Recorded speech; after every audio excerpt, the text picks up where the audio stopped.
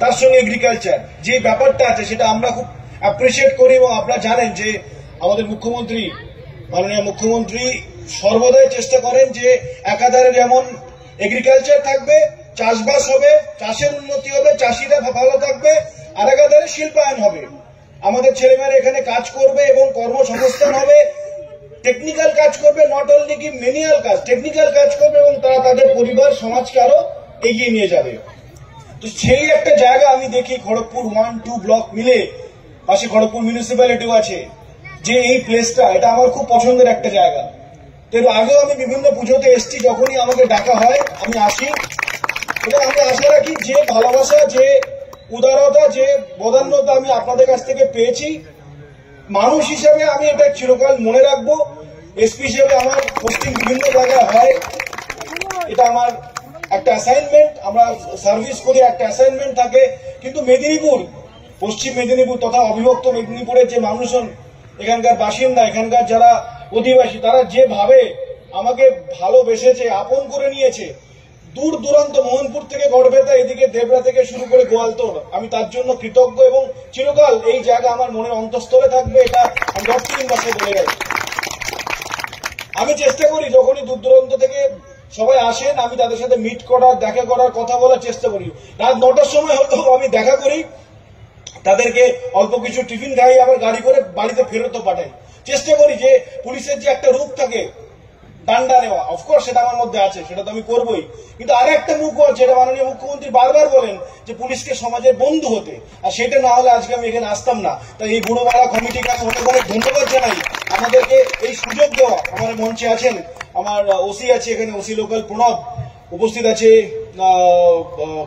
বিশ্ববাবু আছেন, এখানে উপস্থিত আছেন আমাদের সবাই, এখানে যারা সনাতন আছেন, এখানে আমাদের তিশিত বাবু আছেন, অল মানে যারা এখানে আছেন, ভোলা আছে, এভরিওয়ান, আমি যাদেরকে চিনি, এভরিওয়ান, সবাইকে অনেক অনেক ধন্যবাদ এখানে আমাকে ইনভাইট করার জন্য এবং ইনভাইট করে আমাদের একটি সুযোগ দেওয়ার জন্য। যে আপনারা সবাই জানেন, এগেন মাননীয় মুখ্যমন্ত্রী বারবার একটা কথাই বলেন যে উৎসব সবার, ধর্ম যার যার, ধর্ম যার যার, উৎসব সবার।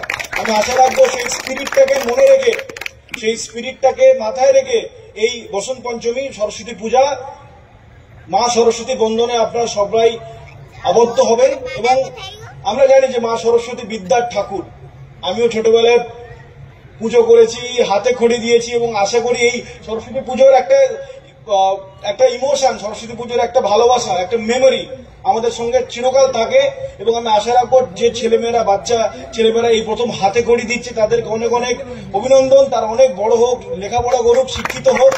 আর আমি যখনই গ্রাম বাংলার ইন্টেরিয়ার পার্টে যাই, আমাকে যদি কোনো বলার সুযোগ হয়, আমি সমাজকে একটা কথাই বলি। এবং আজকে এই মা সরস্বতীর এই যে পুজোকে সামনে রেখে যে প্রোগ্রাম এবং সেখানে আমাকে যে বলতে দেওয়ার সুযোগ হয়েছে, এর প্রধান কারণ আমি এডুকেশন করে, পড়াশোনা করে এখানে এসেছি। আমি পড়াশোনা না করলে এখানে আমি আসতে পারতাম না, আপনারা কেউ আমাকে চিনতেন না, ডাকতেন না। আমি আশা রাখবো যে আপনারা যারা এই গ্রাম বাংলার মা ভাই বোনেরা আমাকে দেখছেন, আমার কথা শুনছেন, একটা কথা এখান থেকে মনে রেখে যাবেন, আমি বাকি যাই বলি ভুলে গেলে আমার যায় আসে না, যে শিক্ষা, মহিলাদের শিক্ষা, ছাত্রছাত্রীদের শিক্ষা, বাচ্চাদের শিক্ষা, মুসলিম যারা আছে তাদের শিক্ষা, আদিবাসী আছে তাদের শিক্ষা, শিক্ষা ছাড়া সমাজে উন্নতি কোনো জায়গা নেই।